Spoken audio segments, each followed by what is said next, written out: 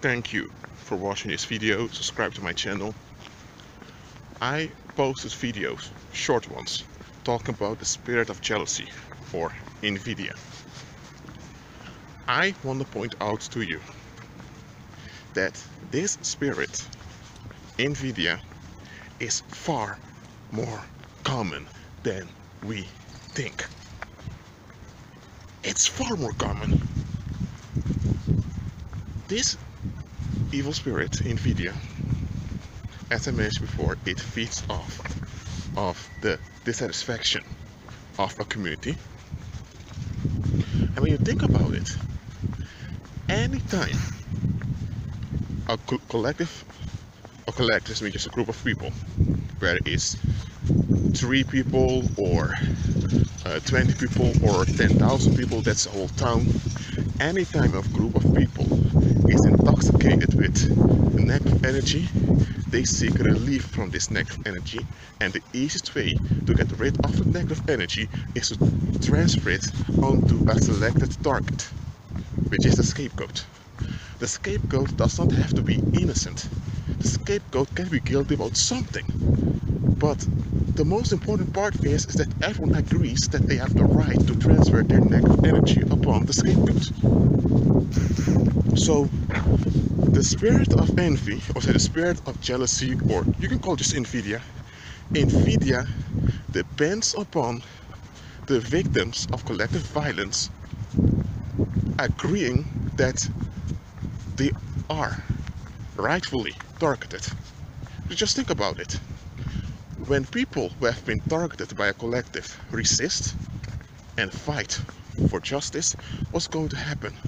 The collective is being alarmed by it. So the people don't want to hear about it because they don't want to examine themselves. But the longer the victim of the collective crime keeps speaking out, the more obvious it becomes that something ain't right there. And it is this relief of the negative energy of the community that keeps people trapped. And Invidia wants people in that condition. So that spirit of envy will retaliate against anyone, whether someone is a believer or an unbeliever, that speaks out against collective crimes. Just think about it for a moment. Why do you think that certain people have what they call in the world bad luck? It just means that they are haunted. They are haunted everywhere they go, every job they get, they're being mistreated, something bad happens, bad stuff seems to locate them all the time. What's going on? The population operates in self-validation. They operate in the negative. So to keep the population in the negative, the demons agree to target certain individuals. Why? Because when they target certain individuals, the population is going to see bad stuff happening to an individual, and they after a while are going to associate bad stuff with those individuals, and they're going to feel good about themselves that those bad stuff are not happening onto them. And for people to see this about themselves, it's quite challenging. People don't want to see this about themselves. So people will make up excuses why they have a right to view other people negatively. Other people in a negative daylight, I mean. And that's how the scapegoating continues. And the demons are assisting this so they can get a hold of the people. So Invidia, the spirit of jealousy, is against anyone breaking free from any type of violence. Whether it's family violence, that often happens, spousal violence, means intimate partner violence or domestic violence. Anytime anyone wants to get free from any type of violence, the spirit of jealousy enters in to accuse the one that wants to get free.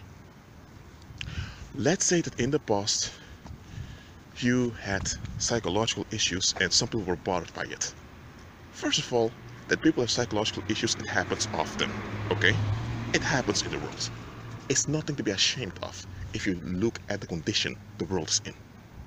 Now let's say there were people upset with you, who were fed up with you, and now you are delivered from those psychological issues, and now you encounter people who are negative minded, Not people with psychological issues, people who are just negative minded. And you realize now, hold on a minute, I don't want to hang out with people that are negative minded. You think I deserve better. And the truth is you do. But now some of those people in the past, while you had psychological issues, who decided to view in a negative daylight, they're still carrying their negative energy. But they don't want to evaluate their thinking. So they want to keep you in a negative category so that they are justified treating you badly. So they're now. So what's going to happen now? The spirit of jealousy will then use one of those people to tell you, who do you think you are? Saying I deserve better. Yes, those people are negative minded, but remember, you get issues too, and people have patience with you also. So hold on a minute.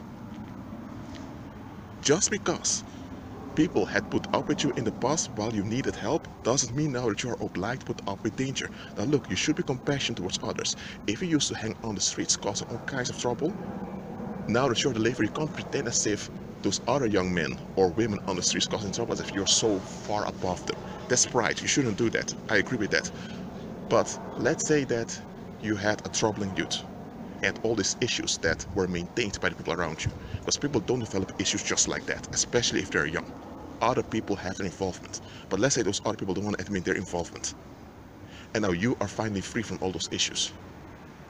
And now you encounter someone that is just negative minded, not people who need deliverance, but people you need to be delivered from. That's a big difference. And now, let's say one of your parents is negative minded and you decide, I'm lowering my contact. Now, those people in the past who treated both you and your parents wrong, who also contributed to how your parents became over time, now they are blaming you for lowering contact with that negative minded parent. Saying, well, he used to be a kid also, used to be troubling also. Hold on a minute. First of all, that parent turned negative minded because he or she was supported in the negative. So those people who know it, who contribute to it, they need to face themselves. They don't want to. The demon of jealousy is now using those people to target you because you don't want to be part of the violence anymore. You are part of it not by active contribution. You were just dragged into it and used into it. That was your part. But now you don't want that. You want to be free. The spirit of jealousy will work through people to keep you trapped. Why? Because those people want relief. Because once those people can't have relief anymore, they realize they need to seek real help. And once they go out to seek real help, they may be delivered. Demons want that. So when anyone wants to get free, or even tries to get free from violence, from collective crime, the spirit of jealousy comes in to target them. Well, that's what I want to share to you tonight. Above all, agree with Christ. He is the Lord. He knows everything. He is right all the time. I don't ask anyone to agree with me. I agree with Christ. And just realize that this spirit of jealousy, it can work through a lot of people. Okay, it can work through your spouse, can work through a teacher, and often those people are not even aware that it's a spirit of jealousy working through them. But it does not cancel out that they are involved because the spirit is using them. So don't go off at those people. Don't become emotional. Just keep your safe distance. Remain in prayer and keep moving on in the faith. The spirit of jealousy wants you to react against it, to fix the issue, to solve it, so that you will remain in the negative. Don't let it happen to you. That being said, agree with Christ, forgive those that have harmed you, but you're not obliged to remain with those that are negative minded. You walk in love towards them, but you can't walk in love with those that hold on to darkness. Remember that. That being said, for now, agree with Christ and be at peace.